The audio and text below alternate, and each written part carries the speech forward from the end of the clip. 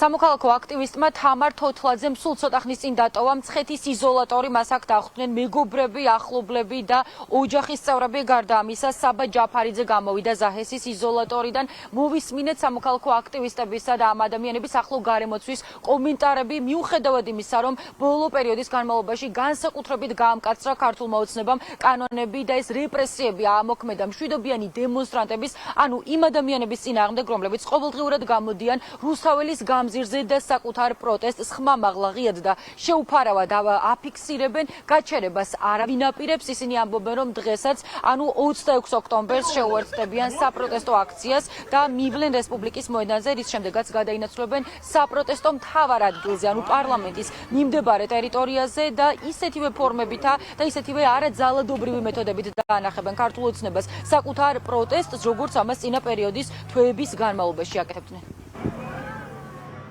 არავის არ შეეშინდება მათი ადმინისტრაციული ან სისხლის სამართლის წესით პატიმრობის. ჩვენ უკვე ორივეს პრეცედენტი გვაქვს.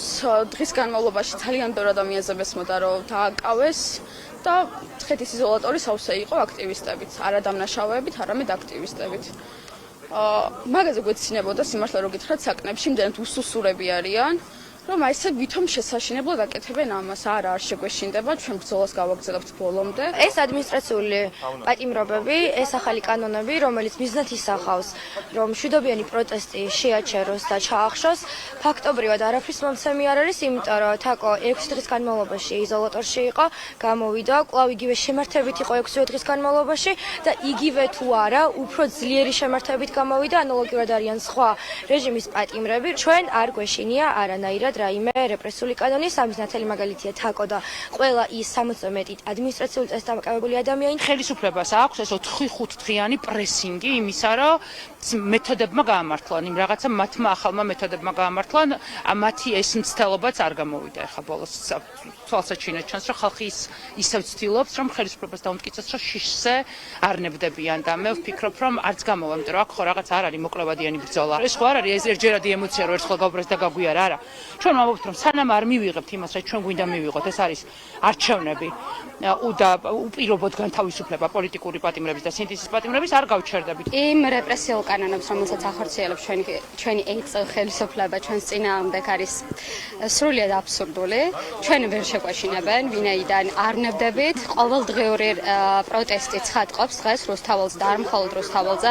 ყველა ჩვენი წილი პროტესტი გაგვაჩნია სამსახურში, ყოველდღიურ ცხოვრებაში, აქედან გამომდინარე ჩვენ არ გავჩერდებით. იქამდე სანამ ქოცების საბოლოოდ არ დაგვემშვიდობებიან. მოდი ახლა.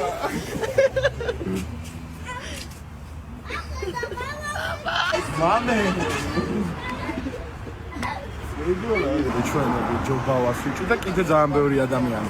კახა იყო ჩვენთან. ყველა არის მხნედ და ყველა იქნება მხნედ და ყველაფერი იქნება კარგი.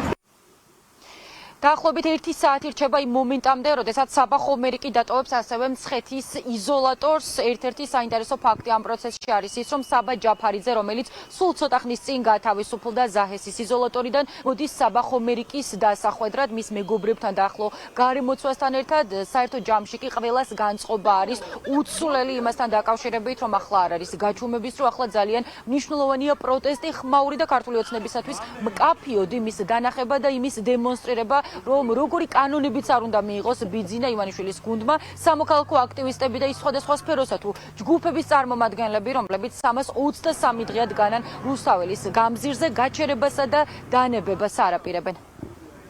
პირდაპირ ეთერში ხატია სამხარაძე საუბრობდა.